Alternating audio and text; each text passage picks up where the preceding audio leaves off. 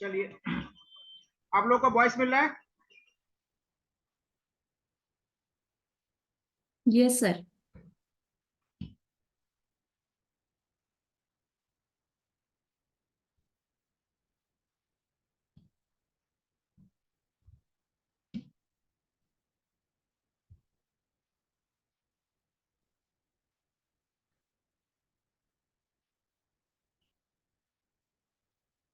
देखिए, अगला क्वेश्चन है आप लोगों के सामने।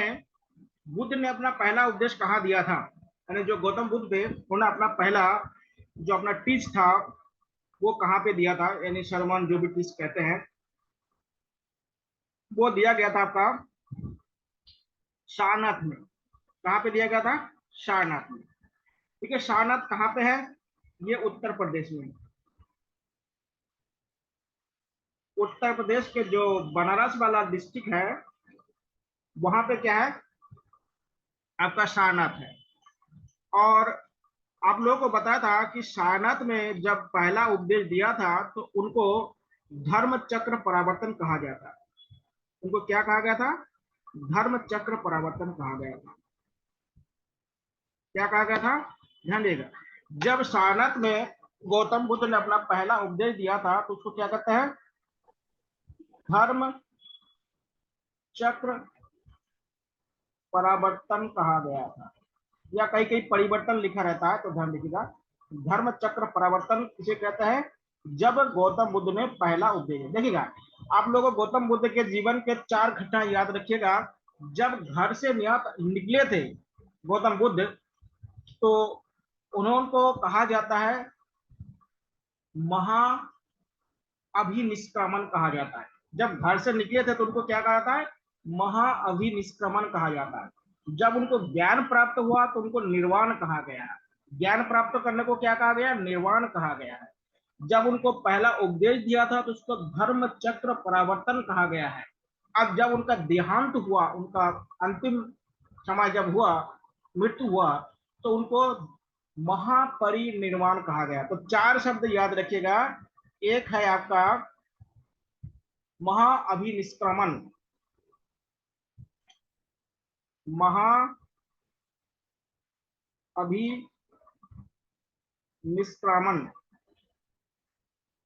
दूसरा है आपका निर्वाण। ये क्या है? गृह त्याग, जब गृह त्याग दिया। और ये क्या है? जब उनको ज्ञान प्राप्त हुआ। और ये क्या है? प्रथम उपदेश। और दूसरा है महापरिनिर्वाण, यह है मृत्यु।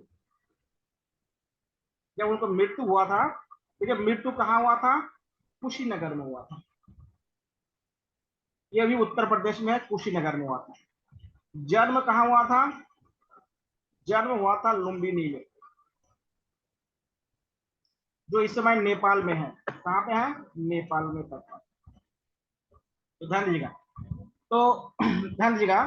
तो कहाँ पे और ज्ञान कहाँ पे प्राप्त हुआ था? देखिए, बोध गया में ज्ञान प्राप्त हुआ था, लुम्बिनी में जन्म हुआ था, और कुशीनगर में क्या है? उनका मृत्यु या महापरिनिर्वाण हुआ था। तो गौतम बुद्ध से 4 इंपॉर्टेंट चीज है। अभिनिष्क्रमण, गृह त्याग यानी घर को त्याग करना। निर्वाण का मतलब ज्ञान प्राप्त करना। धर्म चक्र परावर्तन का मतलब पहला उपदेश देना। और महापरिनिर्वाण का मतलब उनका देहांत होना।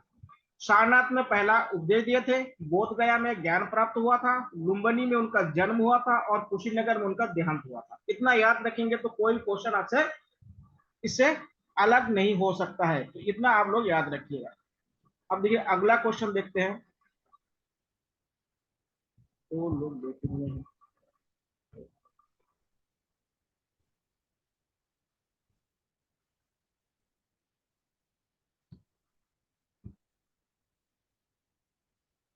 चलिए, अगला क्वेश्चन देखते हैं हम लोग।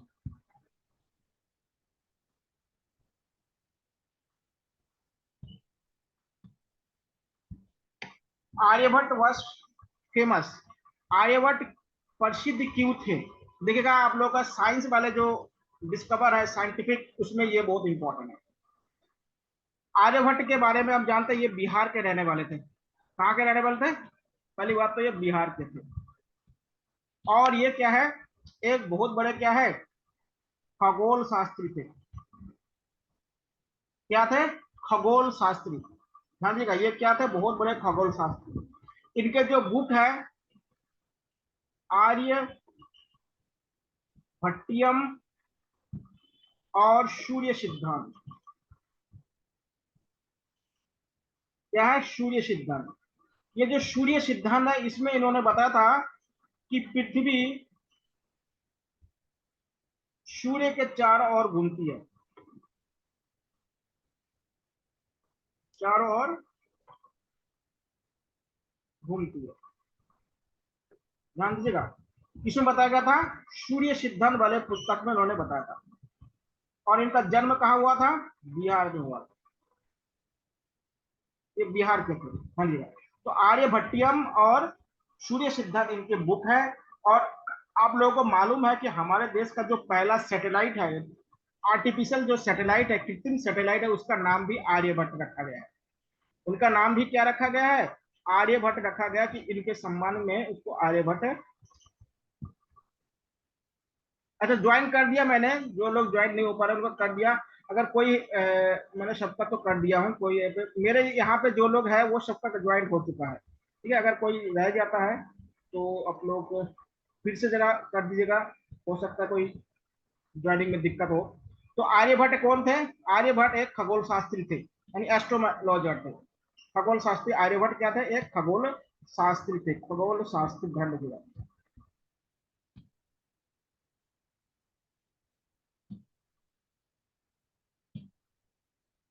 अगला क्वेश्चन देखिएगा आप लोग सामने है।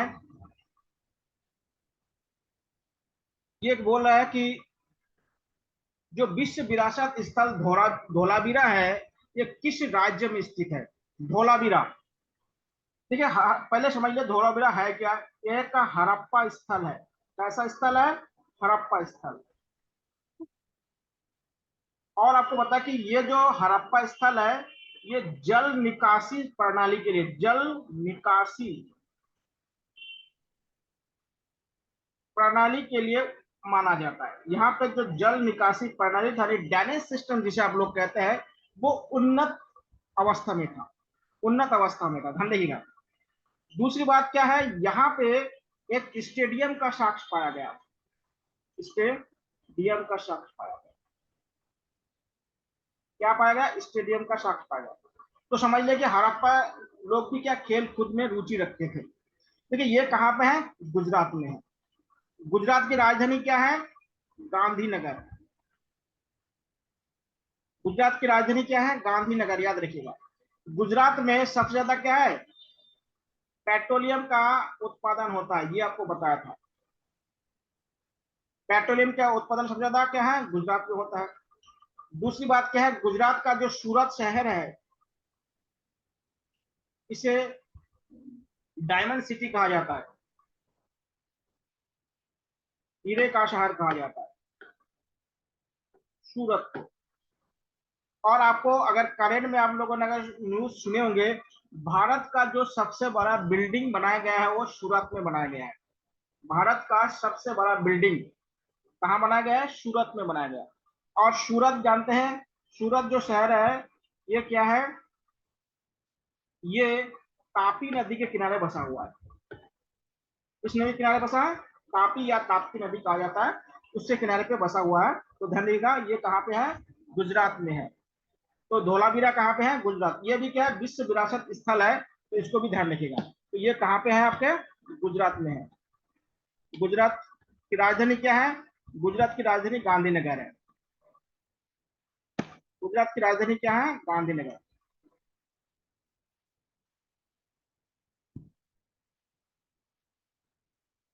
अगला क्वेश्चन देखिए आप लोग। दक्षिण भारत की सबसे ऊंची चोटी अनाईमुदी किस राज्य में स्थित है? फिर से देखिए क्वेश्चन आ गया है। देखिए दक्षिण भारत की सबसे ऊंची चोटी का नाम क्या है? अनाईमुदी, या कई कई पे क्या है? अनाई मुदी भी कहा जाता है।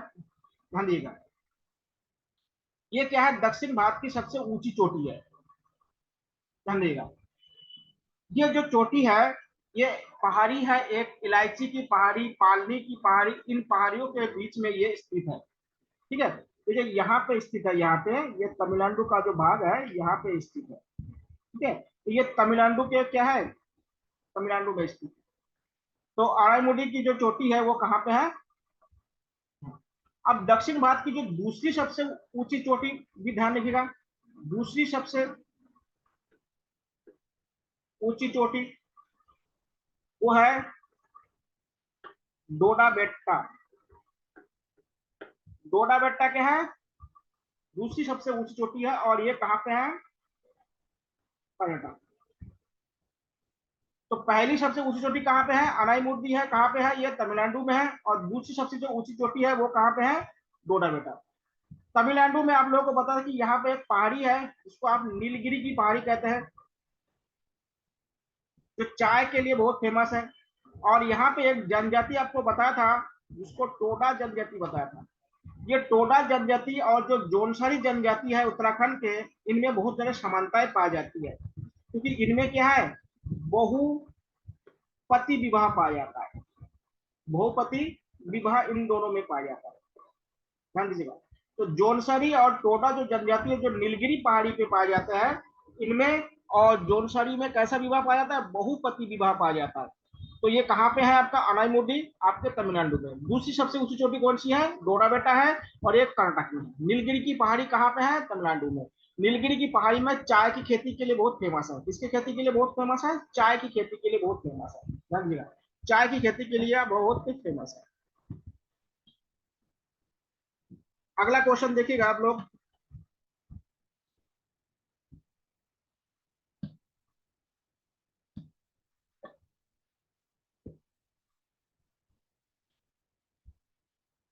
देखिए क्वेश्चन आ गया है, जैन धर्म से संबंधित क्वेश्चन है। देखिए क्वेश्चन बोल रहा है कि स्वयंवर और दिगंबर किस धर्म के हैं। तो आप लोग जानते हैं जैन धर्म से है। ठीक है, स्वयंवर और जो दिगंबर है ये है जैन धर्म से संबंधित है। ठीक है, स्वयंवर का मतलब होता है ये लोग श्वेत कपड़े पहनते हैं, श्वेत कपड़े पहनते हैं, सफेद कपड़े पहनते हैं। और दिगंबर क्या होता है, बिना कपड़े के रहते हैं, बिना कपड़े के, ध्यान दीजिए, ये बिना कपड़े के रहते हैं और ये श्वेत कपड़े पहन के रहते हैं। ठीक है, जैन धर्म के जो प्रथम, ठीक है, जैन धर्म में 24 तीर्थंकर थे। कितने तीर्थंकर थे, 24 तीर्थंकर। इनमें से जो पहला तीर्थंकर है उनका नाम है आपका ऋषभ देव। ये पहला तीर्थंकर हुआ। और जो अंतिम या 24वें जो तीर्थंकर थे उनका नाम है महावीर स्वामी। महावीर स्वामी। और महावीर स्वामी को जैन धर्म का वास्तविक संस्थापक कहा जाता है। महावीर स्वामी 24वें तीर्थंकर थे और अंतिम तीर्थंकर थे। इनको क्या है, जैन धर्म का वास्तविक संस्थापक कहा जाता है। क्या कहा जाता है, वास्तविक फाउंडर कहा जाता है। जैन धर्म क्या है, दो उनके भाग हो गए थे बाद में, एक को स्वयंवर कहते हैं, एक को दिगंबर कहते हैं। ठीक है, ये बुद्ध धर्म है, बुद्धि लिखा हुआ है, इसको ध्यान दीजिएगा। बुद्ध धर्म, बौद्ध धर्म में बुद्ध, जो बौद्ध धर्म है ये भी दो भागों में बटा हुआ है। एक क्या है, आपका महायान, और एक हिमालय। हिंदू धर्म में बहुत सारे संप्रदाय है, उसमें मत जाइए, बहुत ज्यादा संप्रदाय है हिंदू में। अगला क्वेश्चन देखते हैं हम लोग। ठीक है, इससे क्या होगा, बहुत ज्यादा फायदा होगा, क्योंकि रिवीजन करने में और आपको आसानी होगा।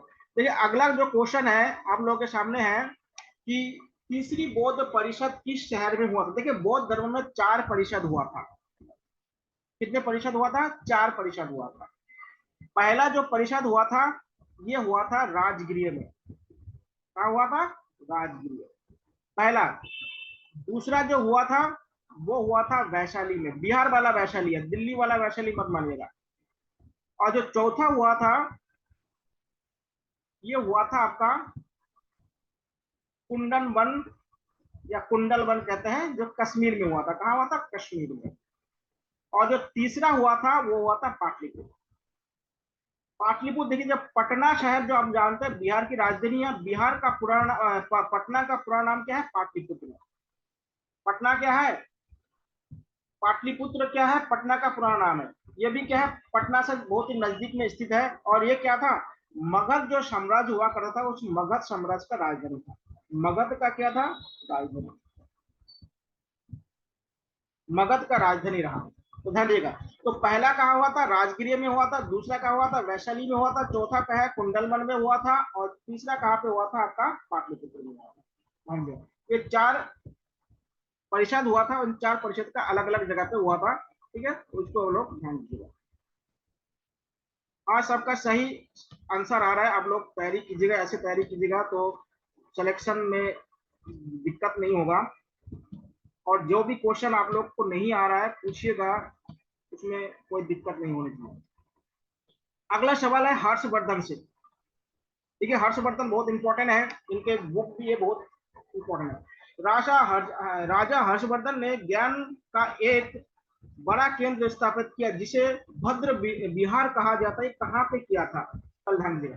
ठीक है, पहले हर्षवर्धन में एक बुक का नाम लिखिए, बहुत इंपॉर्टेंट है, जिसको कहता है हर्षचरित। हर्षचरित का नाम आप लोगों ने सुना होगा। जिनको किसने लिखा है, वाण भट्ट ने लिखा। इसको याद रखिएगा।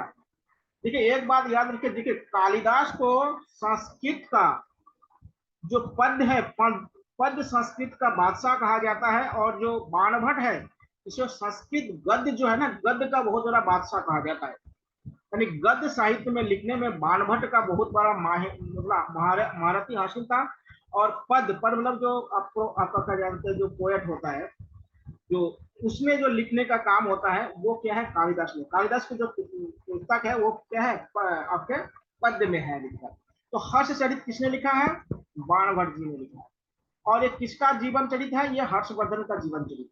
किसका जीवन चरित है, हर्षवर्धन का जीवन चरित। ये हर्षवर्धन के जीवन चरित को उजागर करता है। जीवनी, हर्षवर्धन का क्या है, जीवनी। देखिए ये किया गया था कन्नौज में। कन्नौज जानते हैं आपका उत्तर प्रदेश में है, गंगा नदी के किनारे बसा है। देखिए कन्नौज को क्या कहा जाता है, इत्र नगरी कहा जाता है। कन्नौज को क्या कहा जाता है, इत्र नगरी कहा जाता है, या महोदया नगरी भी कहा जाता है। समझिए, यहाँ पे भारत के सबसे ज्यादा इत्र कारखाना यहाँ पे है। मतलब एक जगह पे सबसे ज्यादा इत्र कारखाना यहाँ पे है, कन्नौज। और ये देखिए जो कन्नौज है ना, ये हर्षवर्धन का राजधानी भी रहा है। क्या रहा, हर्षवर्धन का राजधानी। आप लोग को मालूम होगा जो हर्षवर्धन जी है, ये क्या है, आधुनिक जो कुंभ मेला है उसका संस्थापक माना जाता है। और हर्षवर्धन के दरबार में एक चीनी यात्री आया था, जिनका नाम क्या था, हुआनसांग। हुआनसांग जो चीनी यात्री थे, ये किसके दरबार में आए थे, चीनी यात्री, ये हर्षवर्धन के दरबार में आए थे। इतना याद रखिएगा। तो हर्षवर्धन ने जो भद्र विहार की स्थापना किया था, कहाँ पे किया था, आपके कन्नौज में किया था। कन्नौज किस लिए फेमस है, पित्र। और किस नदी के किनारे बसा हुआ है, गंगा नदी के किनारे बसा हुआ है। और ये हर्षवर्धन की राजधानी भी रहा। इसको प्राचीन में महोदया नगर भी कहा जाता था।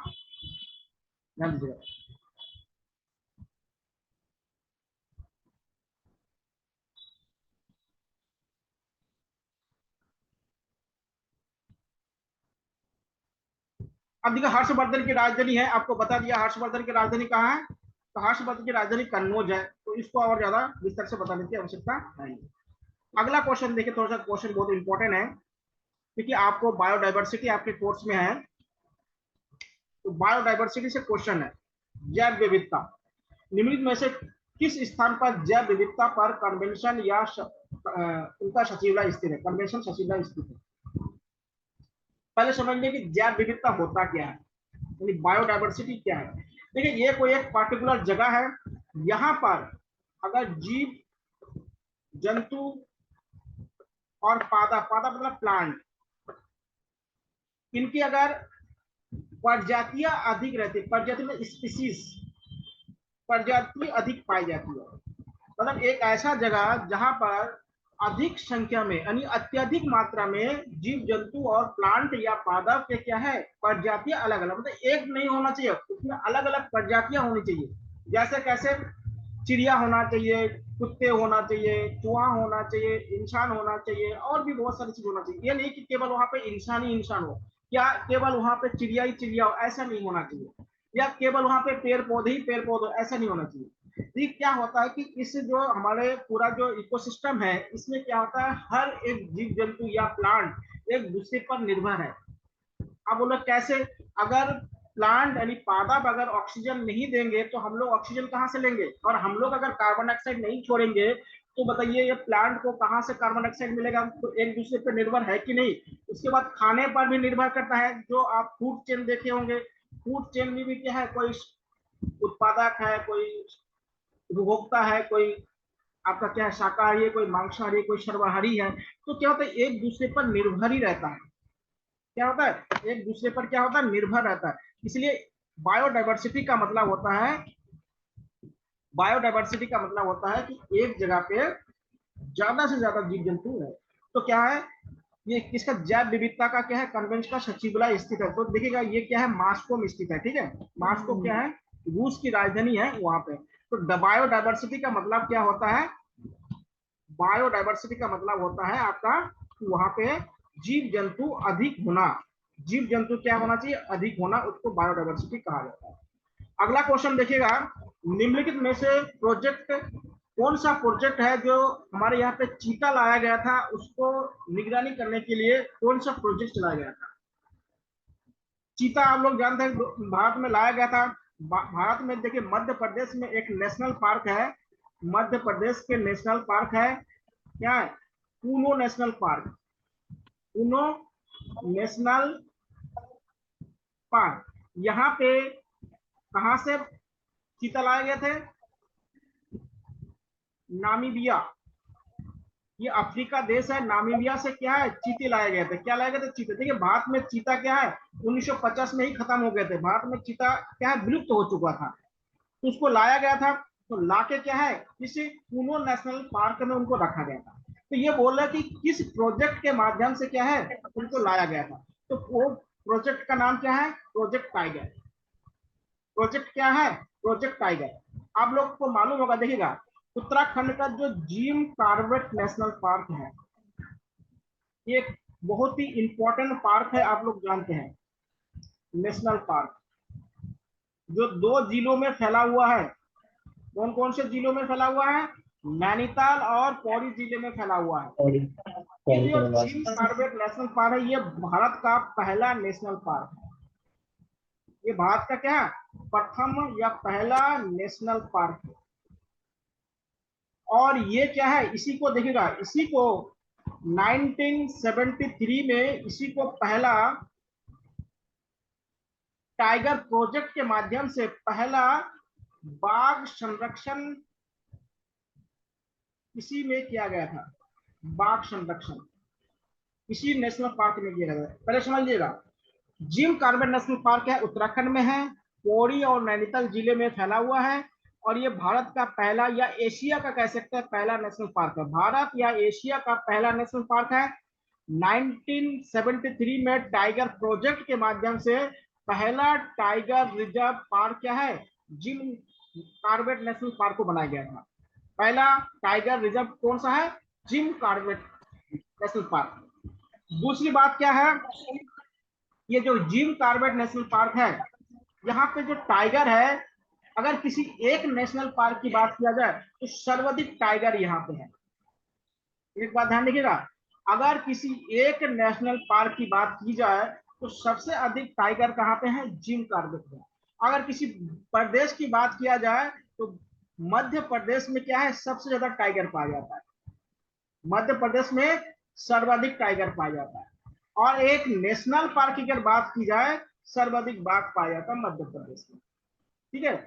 और अगर सर्वाधिक बाघ की बात की जाए तो मध्य प्रदेश में है, और किसी नेशनल पार्क में अगर सर्वाधिक बाघ की बात की जाए तो वो क्या है, जिम कॉर्बेट नेशनल पार्क है, जो उत्तराखंड में स्थित है। कहाँ पे स्थित है, उत्तराखंड के कौन कौन से जिले में है, पौड़ी जिले में और नैनीताल जिले में है। अब जिम कॉर्बेट जो नेशनल पार्क है, उसके मध्य में से कौन सी नदी बहती है, राम गंगा नदी बहती है। ये भी क्वेश्चन पूछा गया, कौन सी नदी है, राम गंगा नदी उसके बीच में से बहती है। तो भारत का पहला टाइगर रिजर्व कौन सा है, जिम कॉर्बेट। भारत का पहला नेशनल पार्क कौन सा है? Jim Corbett. भारत के एक टाइगर रिजर्व में सबसे अधिक जो बाघ है वो कहाँ पे है? जिम कॉर्बेट, ध्यान दीजिएगा। और जिम कॉर्बेट के मध्य से कौन सी नदी बहती है? रामगंगा। सबसे अधिक बाघ किस राज्य में है? सबसे अधिक बाघ आपका कौन से राज्य में? मध्य प्रदेश में। देखिए कोसी नदी क्या होता है, उसी किनारे से आता है, मेन जो आता है ना उसमें रामगंगा नदी आता है। आप लोगों ने देखा होगा रामगंगा नदी पोरी से और ये जो भाग से आता है। जो कोसी है वो मेन जो कार्बेट नेशनल पार्क है उसके बीच में से नहीं आता, किनारे से आता है। अभी आप लोगों ने सुना होगा ना 2021 में यही जिम कॉर्बेट नेशनल पार्क का नाम बदल के रामगंगा नेशनल पार्क करने की बात चल रहा है। उत्तराखंड गवर्नमेंट ने इसको पेश किया है, अभी तक उसको ऑफिशियली नहीं किया है। तो इसलिए कि है रामगंगा नदी को उसको मेन नदी माना गया है। देखिए क्या होता है, गवर्नमेंट जिसको ऑफिशियल मानता है ना उसको मानिए। कोसी को अभी ऑफिशियल नहीं माना गया है, रामगंगा नदी को माना गया है, क्योंकि अभी उनका नाम क्या है? जिम कॉर्बेट नेशनल पार्क का नाम रामगंगा नेशनल पार्क करने की बात उत्तराखंड गवर्नमेंट ने की है। अभी उसकी ऑफिशियल अनाउंसमेंट नहीं हुई है। और दूसरी बात जानते हैं, जो जिम कॉर्बेट पार्क जो पहला बनाया गया ना उसको हेली नेशनल पार्क कहते थे।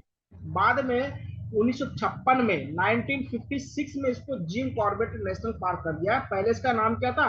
हेली नेशनल पार्क था। जिम कॉर्बेट नेशनल पार्क का पहला नाम क्या था? हेली नेशनल पार्क था, ध्यान दीजिए। इसका नाम अलग अलग समय पे क्या है बदलते जा रहे हैं। तो अभी गवर्नमेंट ने क्या है इसमें नोटिफिकेशन अभी तक जारी नहीं किया है, लेकिन क्या है बदल जाएंगे, ये भी क्या है हो सकता है कि बदल जाए। तो ये क्या टाइगर के इसमें होगा। अगला क्वेश्चन देखिए आप लोग, अगला क्वेश्चन देखिएगा आप लोग। क्वेश्चन है, निम्नलिखित में से किस नेशनल पार्क के लिए सर्वाधिक विशेष बाघ संरक्षण बल का गठन किया गया है? ये भी उत्तर है क्या है? Corbett national park.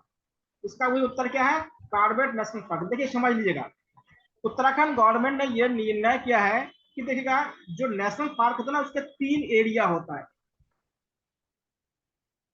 जो ये वाला एरिया होता है इसको कोर एरिया कहते हैं, जहां पे केवल रिसर्च वगैरह होते हैं या वो जा सकते हैं। ये वाला एरिया क्या है? ये पर्यटकों के लिए होता है। और ये क्या होता है, जो आसपास के गांव है तो वो क्षेत्र होता है, उसको बफर क्षेत्र कहा जाता है। इसको क्या कहते हैं? बफर क्षेत्र कहा जाता है। यहाँ पे किसी को जाने का अधिकार नहीं है। यहाँ पे केवल कोई जो रिसर्च वगैरह हो या बाघ में कोई बीमारी वगैरह हो गया उनका इलाज वगैरह करना हो जाते हैं। जो पर्यटक लोग होते हैं ये दूसरे वाला जो फेस होता है यहाँ पे जाते हैं। और यहाँ पे क्या होता है, इसको बफर जोन कहा जाता है या क्षेत्र कहा जाता है। तो बाघों आप लोग जानते हैं कि बीच में क्या है, बाघों की क्या है बहुत ज्यादा लोग तस्करी कर रहे थे। बाघ को मार मार के क्या होता है उसके खाल को बेच रहे थे। तभी उत्तराखंड गवर्नमेंट ने क्या किया, जो पूर्व सैनिक होते थे जो मतलब सेना से जो रिटायर्ड हो जाते थे उनको क्या है ये विशेष बाघ संरक्षण बल के रूप में उसका गठन कर दिया गया था। और गठन करके उनको क्या है इन क्षेत्रों में जो तस्करी करने वाले लोग हैं उनको मतलब उनसे सुरक्षित करने के लिए इसको लगाया गया था। तो किसमें किया था? आपका कॉर्बेट नेशनल पार्क में किया गया था। कहां पे किया गया था? कॉर्बेट नेशनल पार्क में इसको किया गया था, ध्यान दीजिए। राजा जी पार्क आप जानते हैं उत्तराखंड में है, जो आपका हरिद्वार, देहरादून और पौड़ी में 3 जिले में फैला हुआ है। शिमलीपाल जो है ये कहाँ पे है आपका? ये है आपका उड़ीसा में है। शिमलीपाल कहाँ पे है? उड़ीसा में। कान्हा कहाँ पे है? ये आपका मध्य प्रदेश में, मध्य प्रदेश में। कान्हा नेशनल पार्क कहाँ पे है? मध्य प्रदेश में। और ये दोनों कहाँ पे है? ये उत्तराखंड में, ये दोनों उत्तराखंड में।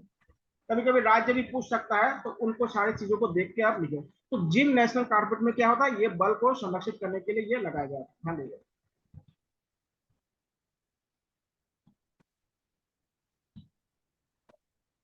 अगला क्वेश्चन देखिएगा, प्रोजेक्ट ग्रेट बैरियर वर्ड्स किस राज्य सरकार ने लॉन्च किया? एक प्रोजेक्ट है, ठीक है। ये ग्रेट बैरियर क्या है? वर्ड्स एक क्या पक्षी का नाम है, यह है पक्षी का नाम है। और ये विलुप्त होने वाले हैं, विलुप्त हो जा रहा है। और ये क्या है? राजस्थान सरकार ने किया। ये क्यों विलुप्त होने वाले समझ लीजिएगा। देखिए राजस्थान में क्या है, जो मरुस्थल है ना वहां पे बहुत सारे क्या है, जो पवन ऊर्जा के लिए बड़े बड़े टावर लगाए जा रहे हैं। आप लोग जानते हैं पवन ऊर्जा के लिए यानी विंड एनर्जी बनाने के लिए वो टावर लगा जाते हैं। अभी देखिए एक टावर में आग भी लग जाता है, गर्मी इतना ज्यादा हो रहा है। तो टावर लगने से क्या होता है कि ये पक्षी क्या होता है, उस टावर के जो पंखे होते हैं उसमें मतलब क्या होता है लटक के या उसके साथ टकराने से बहुत ज्यादा उसके मतलब डेथ हो जा रहा था। तो उसको संरक्षण करने के लिए राजस्थान सरकार ने क्या चलाया, प्रोजेक्ट डेड वेरी। ये राजस्थान के क्या है, राज्य पक्षी है। राजस्थान के क्या है, राज्य पक्षी भी है। ध्यान दीजिएगा, राजस्थान के क्या है, राज्य पक्षी है। तो राजस्थान में क्या होता है, प्रोजेक्ट ग्रेट इंडियन वर्ड्स क्या होता है, इसको शुरू किया गया है। तो हाइड्रो पावर प्रोजेक्ट का काम क्या होता है, इसका बहुत ज्यादा क्या है, हाइड्रो विंड पावर के लिए इसका बहुत ज्यादा क्या है नुकसान होने लगा, तो इसलिए इसको किया गया। अगला क्वेश्चन देखिएगा, निम्नलिखित में से किस अनुच्छेद के तहत पर्यावरण संरक्षण अधिनियम 1986 को अधिनियमित किया गया है। तो देखिएगा पर्यावरण को संरक्षण करना बहुत जरूरी है। और कब लाया गया है, इस सन को याद रखिएगा कि बायोडाइवर्सिटी आपके कोर्स में है तो इसको पूछ सकता है। उत्तराखंड से भी है बायोडाइवर्सिटी, तो इसको पूछ सकता है। लेकिन इसमें बताया गया कि अनुच्छेद क्या है, 253 के अंतर्गत इसको बताया गया, यानी अनुच्छेद यानी आर्टिकल आर्टिकल 253 में इसको बताया गया है कि इससे क्या होगा कि हमारा जो इन्वायरमेंट है उसको क्या है प्रोटेक्शन किया जाए। आजकल देखिए इन्वायरमेंट हम जो खराब कर दिया, जलवायु परिवर्तन जो हमने किया है, क्लाइमेट चेंज जो हो रहा है, उसमें गर्मी देखिए कितना तेजी से बढ़ रहा है। अब 40-45 तक क्या है टेम्परेचर बहुत इजीली चल रहा है, बारिश का नाम ही नहीं है। उत्तराखंड में जंगलों में आग लगी हुई है। अब लोग सारी चीज देखें, ये क्या है, क्लाइमेट चेंज है।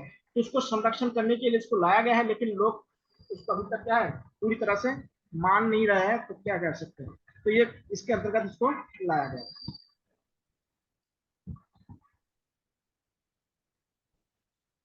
अगला देखिए क्वेश्चन है, निम्नलिखित में से भारत का पहला जैव विविधता विरासत स्थल किसे घोषित किया गया।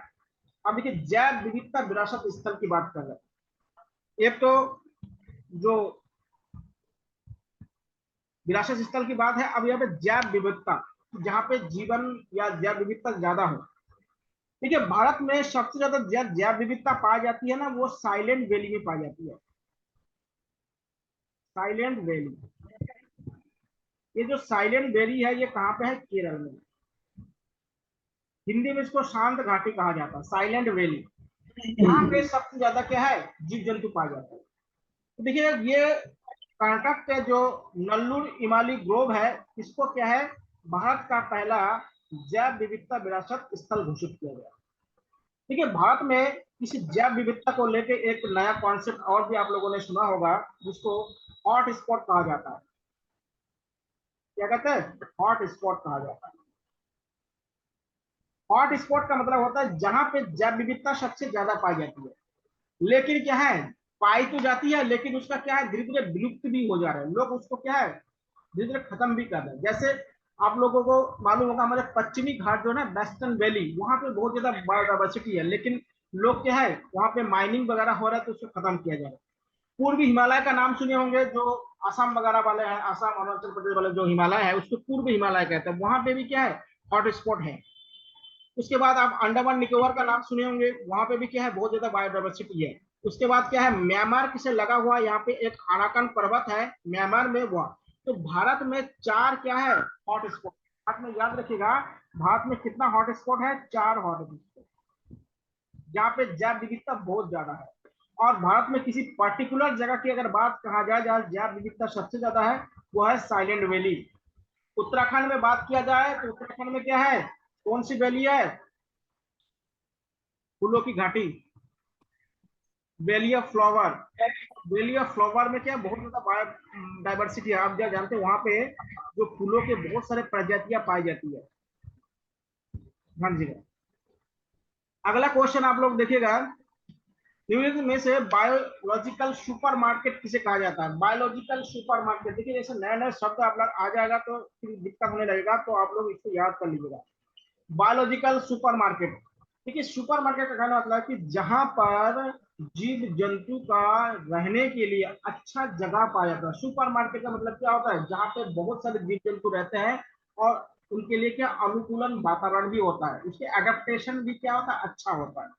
तो वो स्थान है क्या, वेटलैंड, या आप कह इसको आर्द्र भूमि कह सकते हैं। आर्द्र भूमि आप लोगों को बताया कि इसे पृथ्वी का क्या कहा जाता है, फेफड़ा कहा जाता है। क्या कहा जाता है, पृथ्वी का, सॉरी फेफड़ा कह रहा हूं, पृथ्वी का किडनी कहा जाता है। ये आर्द्र भूमि को क्या कहा जाता है, पृथ्वी का किडनी कहा जाता है। क्यों कहा जाता है, क्योंकि जितने भी गंदगी होता है वो सब क्या होता है, यहाँ पे रिसाइकिल हो जाता है। जो हम लोग इतने गंदगी करके भेजते हैं पानी को, उन पानियों को साफ करने का काम कौन करता है, वेटलैंड करता है, यानी आर्द्र भूमि कहते हैं, आर्द्र भूमि। ठीक है।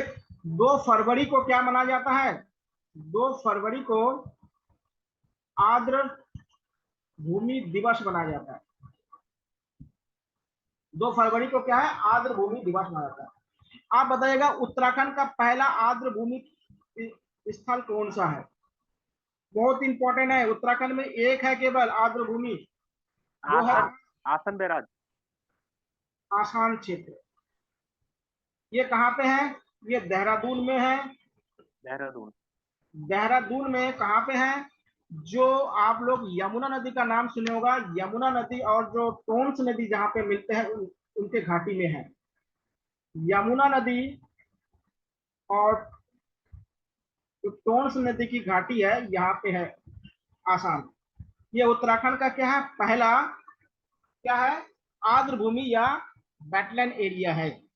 और भारत में सबसे ज्यादा वेटलैंड एरिया या क्षेत्र तमिलनाडु में है।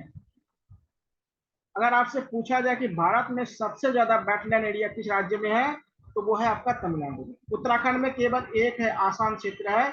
और ये कहाँ पे है, यमुना और टोंस नदी की घाटी में। किस डिस्ट्रिक्ट में है, आपका देहरादून में है, तो इसको याद रखिएगा।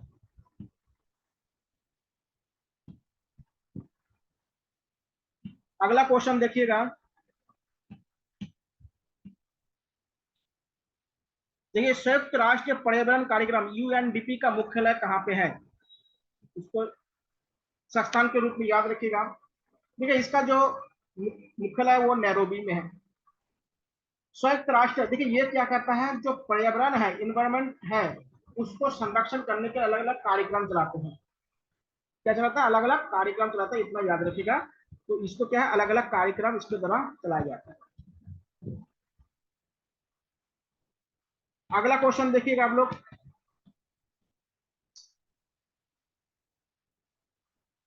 अगला है, निम्नलिखित में किस स्थान पर ग्लोबल टाइगर फोरम का मुख्यालय है। ग्लोबल टाइगर का मुख्यालय कहाँ पे है, ये इंपॉर्टेंट इसलिए क्योंकि ये भारत में है, इसको याद रखिएगा। ये कहाँ पे है, नई दिल्ली में। और जानते हैं अंतर्राष्ट्रीय टाइगर दिवस कब मनाया जाता है, अंतर्राष्ट्रीय टाइगर दिवस 29 जुलाई को मनाया जाता है, याद रखिएगा। अंतर्राष्ट्रीय टाइगर दिवस 29 जून को।